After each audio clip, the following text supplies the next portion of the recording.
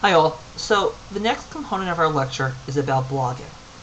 Unlike wikis, which are collaborative spaces, blogs and vlogs are personal spaces. So for example, this is a video log where I am communicating to you and sharing my opinions, message, and thoughts, and obviously teaching you about a specific skill. The difference is a wiki is a dynamic address. It's always changing, whereas a blog is a single moment in time. It's a journal entry of sorts that will have a permanent address. Now, some astonishing facts. There are over 175,000 blogs, according to Technorati, that are employed daily, not only in the world, but in just the educational space. So think of it, 175,000 web pages a day that are created just for educational purposes, for personal exposés of sorts.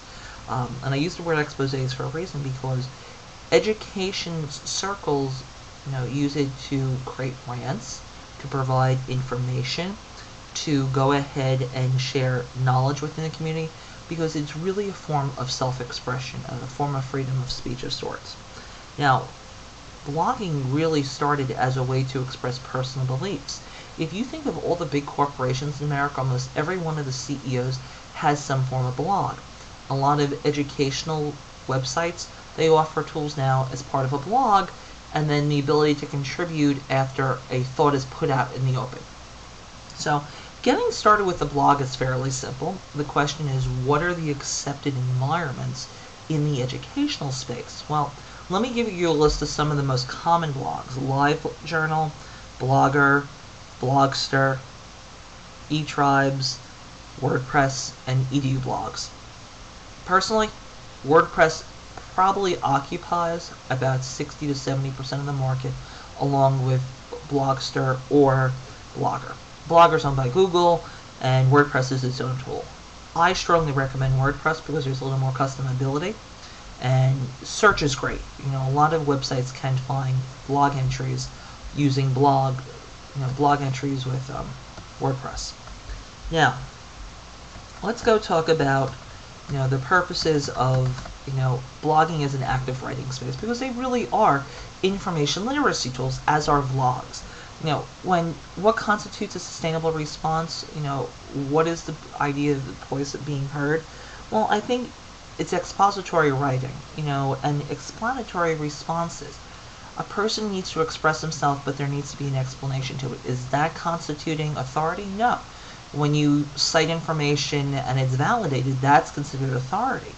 You need to be a subject matter expert in the field in order to make your blog look legitimate. Blogs, it doesn't matter if you are an expert teacher, an expert author, you need to be the one who has the credentials. For example, if someone was to read a blog about mobile technologies and mobile usability and commerce, they would probably refer to me as an expert.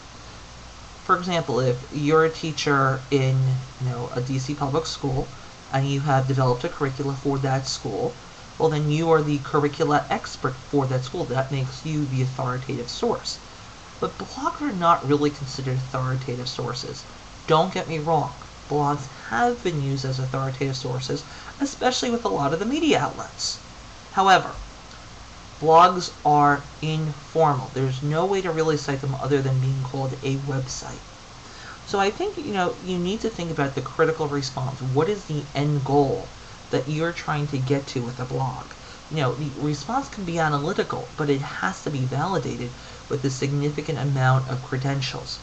Even if it's credentialized of sorts, it has to have a reflective response which makes sense to the author and has some kind of significant value. I really do think that blogs will come of age. When you're thinking about how to respond to a blog, things like "I predict," "my informed guess," "as a result," "I suspect," "I believe that this means," "I conclude that," those are all conclusive responses, and you can call them authoritative. Whereas if you were to use the phrase "according to" and see specific names of authors with dates and have bibliographies, that's more considered a analytical blog and more of a response of authority. Reflective responses are more the personal journal types, and the things that you would ask your students to do is, what have I learned about this class activity? What are the most important ideas? What conclusions can I draw based on my understanding? Those are reflective responses. In many ways, think about it. Your portfolios are glorified blogs. The format is a glorified blog because you're being reflective in nature, hence the reflection component. I think that, overall, personal reflection is great, but you need to make sure that there isn't too much information put out there because there are security risks, and you need to make sure that, it has specificity. I'm sorry, I love that word. It has specificity that it's within the text. However, you don't want to put too much out there because blogs are searchable.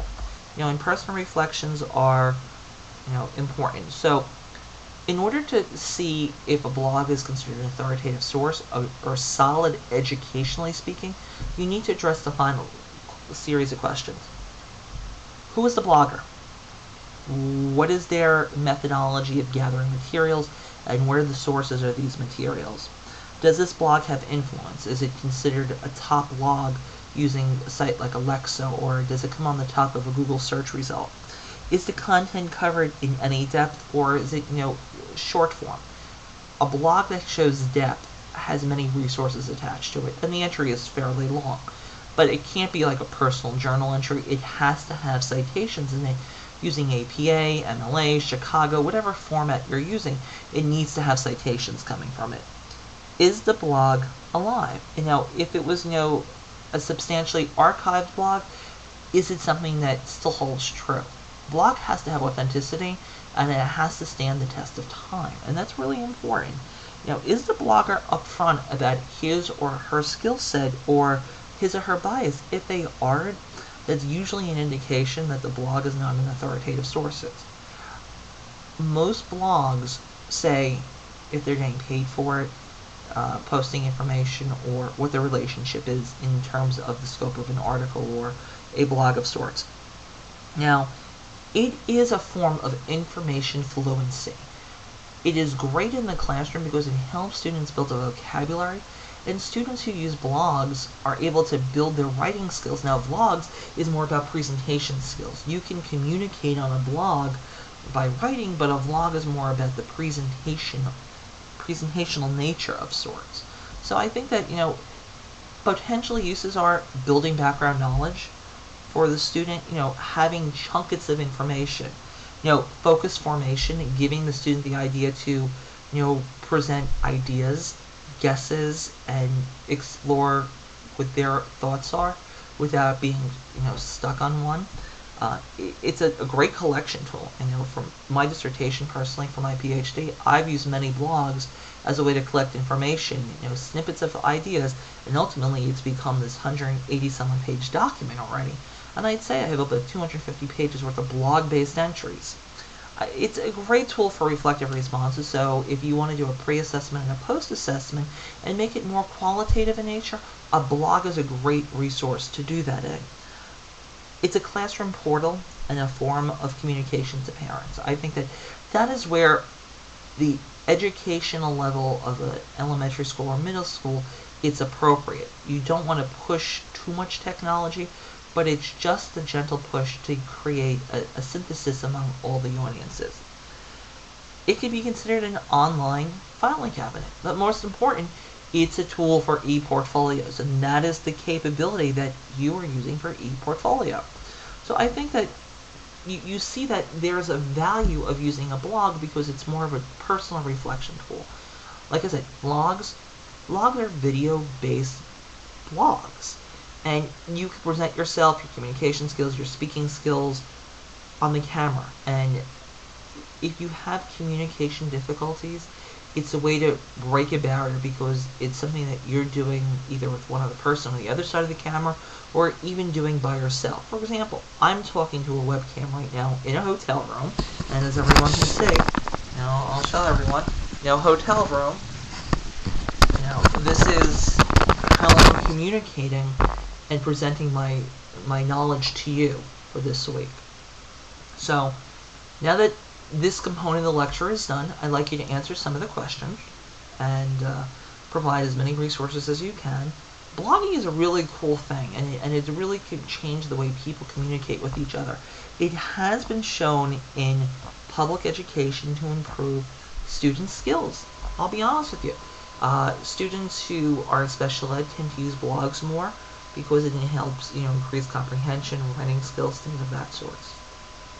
If you have any questions, by all means, email me or text message me or give me some kind of G-chat and ask me questions about how to use wikis, blogs, and blogs, and maybe we can learn how to integrate them into the classroom.